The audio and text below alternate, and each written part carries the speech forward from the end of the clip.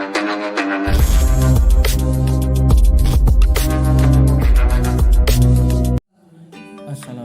warahmatullahi wabarakatuh. Perkenalkan, nama saya Ahmad Ghazali. Saya berasal dari semester 1A STAI Tanjung Mawakilin Mandirangong, Bawang, Banjarnegara. Pada kesempatan kali ini saya akan membawakan aswaja pada zaman Nabi dan sahabatnya guna mengenai tugas dari Bapak Abbas Syahruddin, Magister Hukum. Baik, masuki pembahasan yang pertama, aswaja pada zaman Nabi dan sahabatnya. Agama Islam yang dibawa oleh Rasulullah SAW merupakan satu kesatuan dari 3 unsur, yaitu iman, Islam, dan ihsan. Setelah Rasulullah SAW wafat, bibit perselisihan di antara umat Islam mulai tampak. Menurut para ahli sejarah, firqah dalam Islam timbul pada akhir pemerintahan Sayyidina Utsman bin Affan. Pertama-tama, Abdullah bin Saba mempropagandakan suatu aliran yang diberi nama Mazhab Wisayyati yang berhasil mempengaruhi para pendukung Ali bin Abi Thalib. Di samping itu, dipropagandakan pula aliran hak ilahi untuk memperkuat kedudukan Sayyidina Ali. Propaganda Abdullah bin Saba berjalan secara intensif dan berhasil memperoleh dukungan dan kaum muslimin. Pada tahun 37 Hijriah terjadi perang Siffin antara tentara Khalifah Ali dengan tentara Muawiyah bin Abi Sufyan. Kelompok Ali yang tidak menghendaki perdamaian membentuk barisan memisahkan diri dari kelompok Ali. Lambat tahun, golongan Khawarij menjadi beberapa sekte. Selain itu, timbul kelompok yang menamakan diri Murji'ah dipimpin oleh Hasan bin Bilal al-Muzni. Ada lagi kelompok yang namanya Jabariyah, tokohnya bernama Jahmi Safwan. Paham fatalisme yang dibawa oleh Jaham ini ternyata mendapat perlawanan keras dari golongan Wahdaniyah yang dipimpin oleh Ma'bad al-Juhani. Pada abad 2 Hijriah muncullah golongan Mu'tazilah dipimpin oleh Wasid bin Atha. Golongan Mu'tazilah dengan paham kebebasan rasio perlahan-lahan memperoleh pengaruh dalam masyarakat Islam. Beberapa golongan atau firqah di atas adalah tumbuh dan berkembang karena persoalan politik. Banyaknya firqah sudah barang tentu menjadi bara api perselisihan semakin berkobar. Pada saat demikian, ajaran aswaja mutlak dipopulerkan kembali sehingga umat Islam dapat terbebaskan dari ajaran sesat. Jadi, aswaja muncul bukanlah satu ajaran yang muncul sebagai reaksi dan timbulnya aliran yang menyimpang dari ajaran Islam yang murni, tetapi aswaja benar-benar sudah ada sejak zaman Nabi dan justru aliran-aliran itulah yang menandai kemurnian ajarannya. Aswaja sebagaimana yang diajarkan oleh Nabi Muhammad SAW dan para pengikutnya.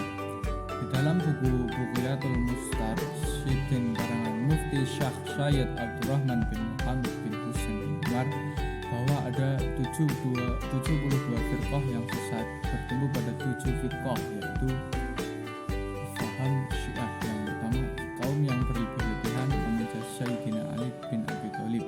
Mereka tidak mengakui Khalifah Rasyidin seperti yang lain seperti Khalifah Abu Bakar As-Siddiq, Khalifah Umar bin Khattab, dan Khalifah Utsman bin Affan. Kaum Syiah terpecah menjadi 22 aliran, termasuk diantaranya adalah kaum Bahaiyah dan kaum Ahmadiyah Qadian.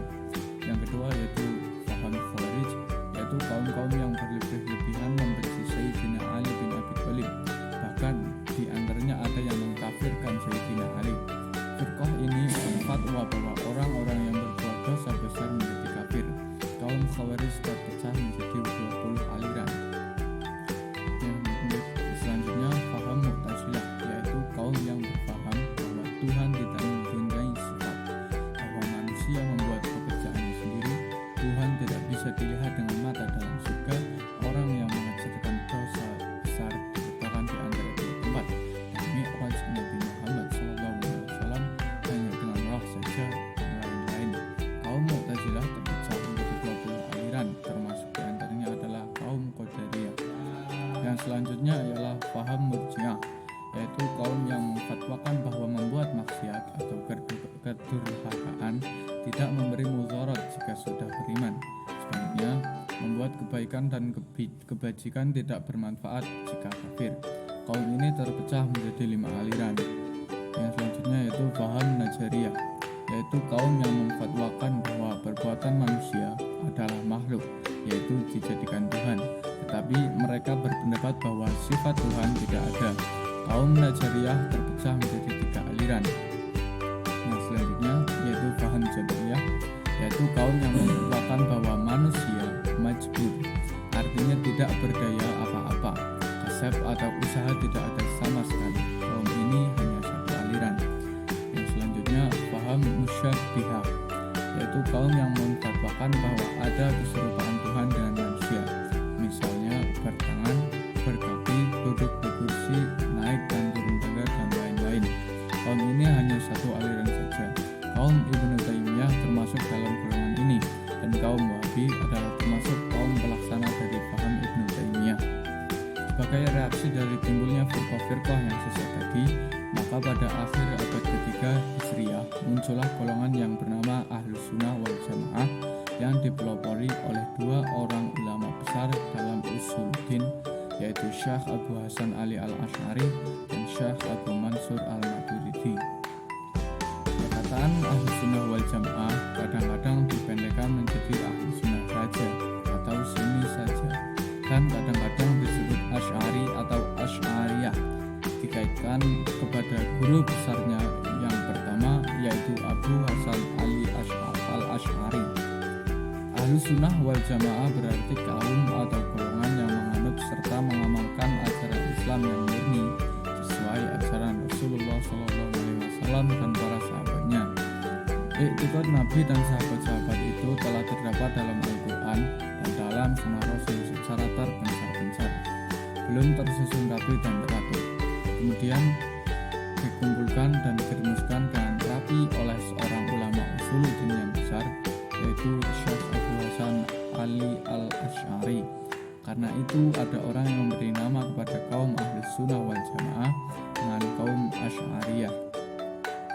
Dalam buku-buku usuluddin biasa dijumpai perkataan Sunni sebagai kependekan dari Ahlus Sunnah wal Jamaah, dan pengikut-pengikutnya dinamai Sunniyun. Di dalam buku Ihtihaf Sadatul Muttaqin karangan Imam Muhammad bin Muhammad Al-Husni Asy-Syabidi, yaitu buku syarah dari Ihya Ulumuddin, disebutkan bahwa apabila disebut kaum Ahlus Sunnah wal Jamaah, maka maksudnya adalah orang-orang yang mengikut rumusan atau faham Asy'ari dan faham Abu Mansur Al-Maturidi, mengenal sosok Abu Hurairah dan Abu Mansur. Abu Al-Hasan bin Ismi Ali Al-Asy'ari lahir pada 873 Hijriah, wafat pada 935 Masehi, adalah seorang pemikir muslim pendiri paham Asy'ari.